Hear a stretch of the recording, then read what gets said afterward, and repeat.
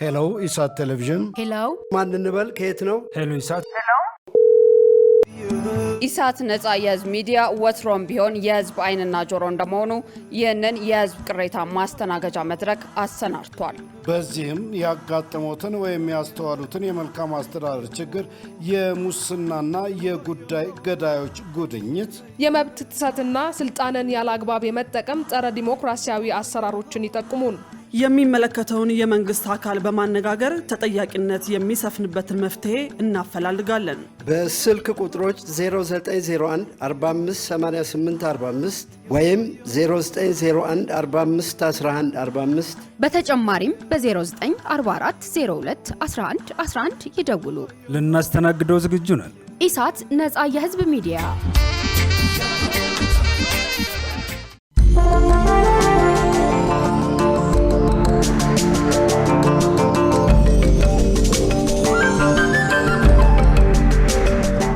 ጤና ይስጥልኝ ውድ ተመልካቾቻችን፣ ከኢሳት ነጻ የህዝብ ሚዲያ ለሰዓቱ ያዘጋጀናቸው ዜናዎች ይዘን ቀርበናል። ከዜናዎቹ ጋር ሰላማዊት ሙሉጌታ ነኝ። አብራችሁን ቆዩ። ለጤናው ዘርፍ የበለጸገው የዲጂታል መገልገያ የጥራት ምዘና ሊሰራለት እንደሚገባ ተገለጸ። የጤና ሚኒስቴር በበጀት ዓመቱ ያሉ የዲጂታል መገልገያዎችን ወደ ትግበራ ለማስገባት እንደሚሰራ ተገልጿል። መሳይ ገዛኸኝ ዝርዝር አላት።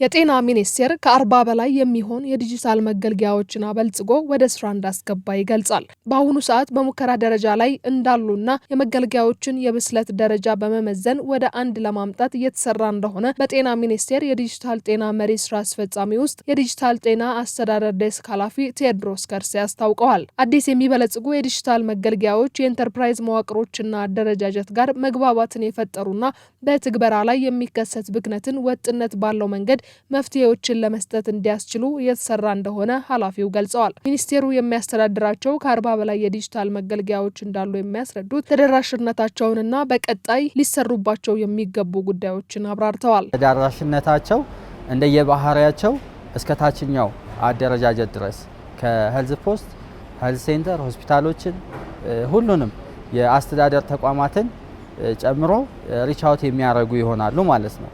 ስለዚህ አንዳንዶቹ ደግሞ በዜጎች አገልግሎት በሚያገኙባቸው ፋሲሊቲዎች ላይ ብቻ የሚተገበሩ ይሆናሉ።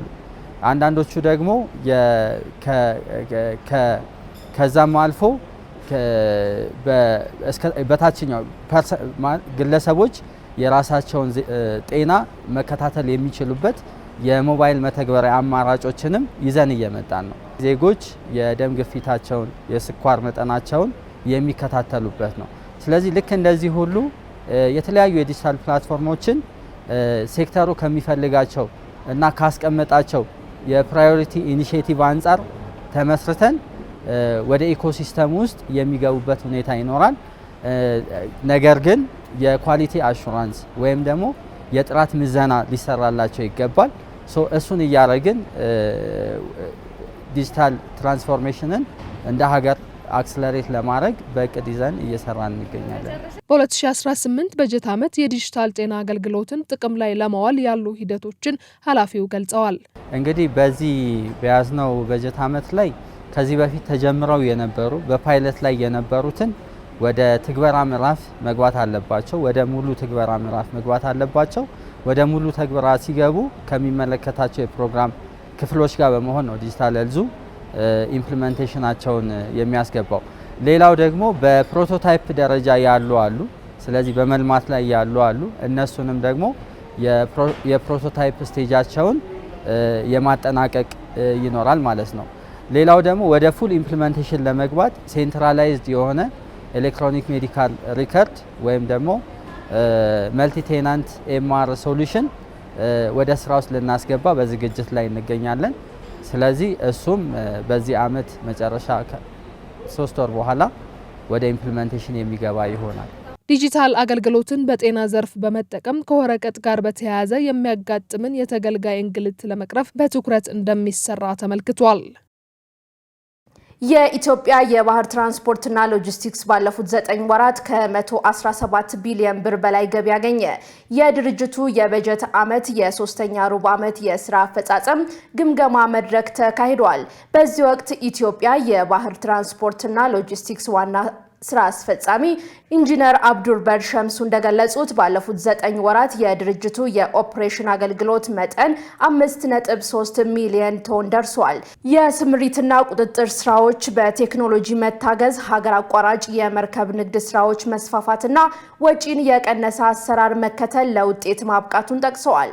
የድርጅቱ የቅድ ዝግጅትና ክትትል ዋና ክፍል ኃላፊ ስንታየው ኃይለማርያም በበኩላቸው የገቢ መጠን ማሳደግ፣ የመርከቦችና የጭነት ተሽከርካሪዎችን የመጫን አቅም በመጨመር ፈጣንና ተደራሽ አገልግሎት ለመስጠት መሰራቱን ተናግረዋል። በተጨማሪም በቴክኖሎጂ የታገዙ አሰራሮችን ማጎልበት በበጀት ዓመቱ 9 ወራት በትኩረት የተከናወኑ ተግባራት መሆናቸውን ከተቋሙ ያገኘነው መረጃ ያመለክታል።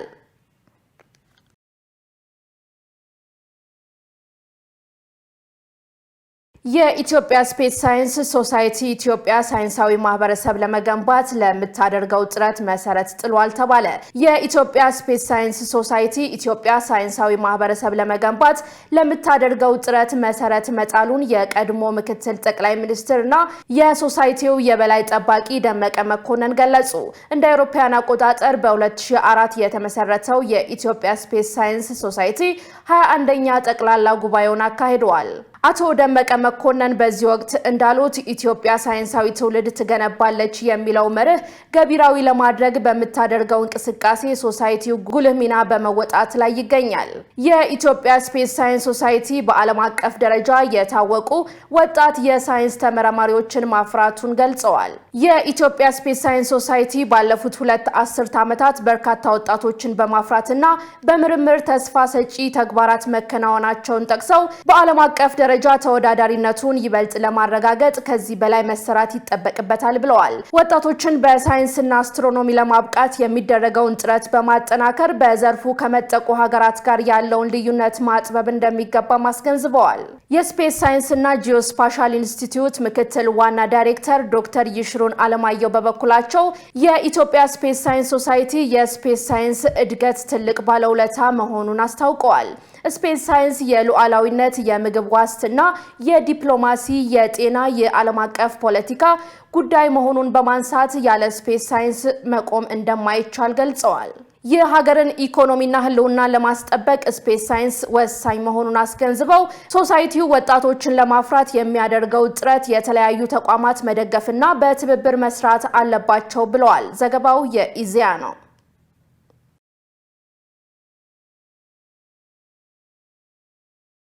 ኢትዮጵያ የአፍሪካ የታዳሽ ኃይል ማዕከል የመሆን ጉዞዋን አጠናክራ ቀጥላለች ተባለ። ኢትዮጵያ የሀገሪቱ የታዳሽ ኃይል ልማት ማዕከልን ለማረጋገጥ በጀመረችው ጉዞ ያስመዘገበችውን ተጨባጭ ውጤቶች አጠናክራ መቀጠሏን የኢትዮጵያ ኤሌክትሪክ ኃይል አስታውቋል። የኢትዮጵያ ኤሌክትሪክ ኃይል የኮርፖሬሽን ኮሚኒኬሽን ዳይሬክተር ሞገስ መኮንን እንደገለጹት ኢትዮጵያ አሁን ላይ የኤሌክትሪክ ኃይል የምታመነጨው ከውሃ፣ ከንፋስ ኃይል፣ ከፀሐይ ኃይልና ከጂኦተርማል ነው ብለዋል። ኢትዮጵያ የአፍሪካ የታዳሽ ኃይል ማዕከል ለመሆን የያዘችው ራዕይ በተጨባጭ ከጎረቤት ሀገራት ጋር በተፈጠረው የኢነርጂ መሰረተ ልማት ትስስር እየታየ መሆኑን ገልጸዋል። ከሱዳን፣ ከጅቡቲ፣ ከኬንያና ከታንዛኒያ ጋር የኃይል ሽያጭ ግንኙነት መጀመሩን ጠቅሰው ይህም የሀገሪቱን በጋራ መልማት የሚለው የውጭ ግንኙነት ፖሊሲ እውን ከማድረግ ባለፈ በመተማመን ላይ የተመሰረተ ግንኙነት እንዲኖር ያደርጋል ብለዋል።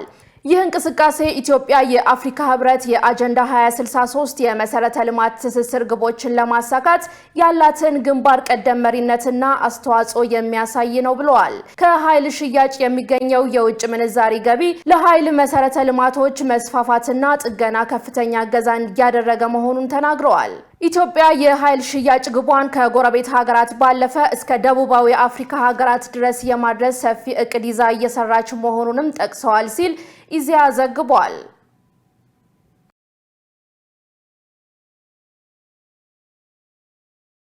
ህወሓትን የሚቃወም ሰላማዊ ሰልፍ በሰቆጣ ከተማ መካሄዱ ተገለጸ። በአማራ ክልል ዋግምራ ብሔረሰብ አስተዳደር ሰቆጣ ከተማ የህወሓት ቡድን በህዝብ ላይ ያደረሰው ያለውን ግፍ የሚቃወም ሰላማዊ ሰልፍ በሰቆጣ ከተማ መካሄዱ ተገለጸ። ዛሬ በማለዳ ወደ ሰልፍ የወጣው የከተማው ነዋሪ የህወሓት ቡድን የፕሪቶሪያውን የሰላም ስምምነት በመጣስ በህዝብ ላይ እያደረሰ ያለውን ግፍ እያወገዘ ይገኛል ተብሏል። ዓለም በዋግምራ አበርገሌ የሚፈጸመውን ዝርፊያና ግድያ ሊያወግዝ ይገባል። የህገ ወጡ ህወሓት ቡድን ትንኮሳና ሽብር ለዋግምራና ለኢትዮጵያ ሰላም እንቅፋት ነው። የዋግምራ ህዝብ ዲሞክራሲያዊ ፍላጎቶች ይከበሩ የሚል መልእክቶችም እያሰሙ ይገኛሉ። በተጨማሪም የዋግምራ ህዝብ ሆይ ምርጫችንን በሽብር ለማደናቀፍ የሚሹትን ነቅቶ በመጠበቅ በጋራ እንመክት። በህወሓትና በተከላካዮቹ ሴራ ሀገራዊ ምርጫ አይደናቀፍም። በህዝባችን ላይ የሚፈጸም ዝርፊያና ግድያ ምርጫችን የማስተጓጎል የውክልና ጦርነት ነው የሚለው ሌሎችንም መልእክቶች አስተጋብተዋል። በሰልፉ ላይ በብሔረሰብ አስተዳደሩ የሚገኙ የከተማው ነዋሪዎች፣ የወፍላ፣ የኮረም፣ የዛታና የአበርገሌ ተፈናቃዮች ተሳታፊ ሆነዋል ሲል ኢዜአ ዘግቧል።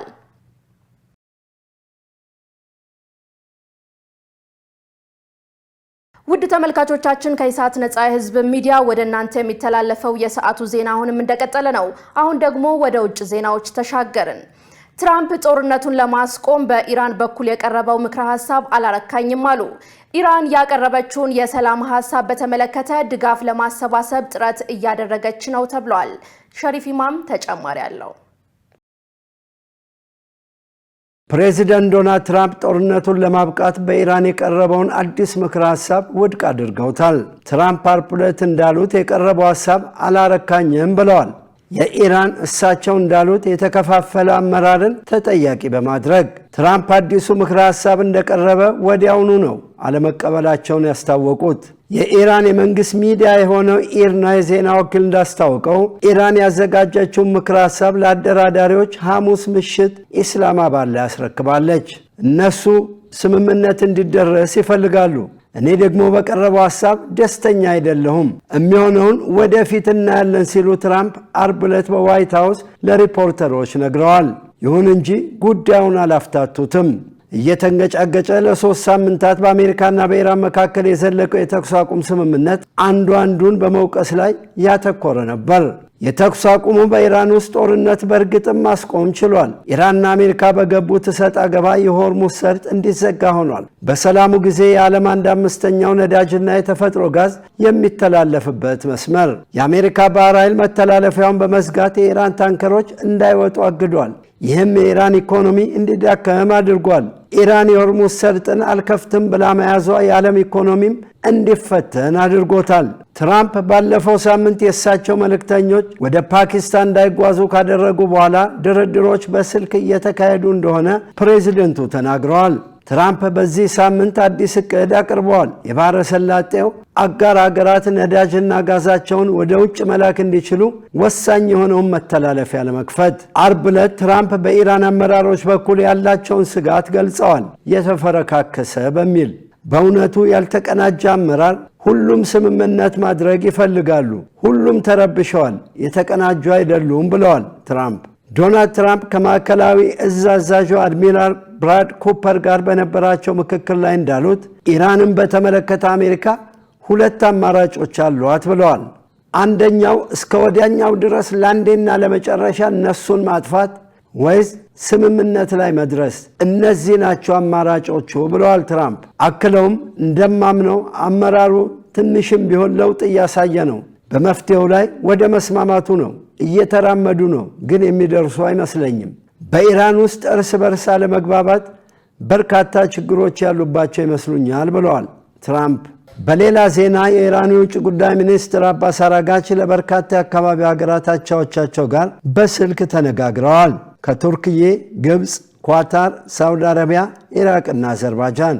በዚህም አገራቸው ጦርነቱን ለማስቆም ያዘጋጀችውን የሰላም ምክረ ሐሳብ በተመለከተ የአውሮፓ የውጭ ጉዳይ ፖሊሲ ኃላፊ ካጃ ካላስም ዓርብ ዕለት ከአራጋቺ ጋር በስልክ ተነጋግረዋል።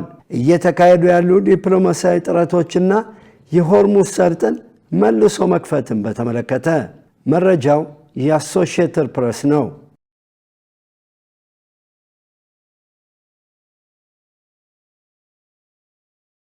ፕሬዝዳንት ትራምፕ በአውሮፓ ተሽከርካሪዎች ላይ የ25% ታሪፍ ጣሉ።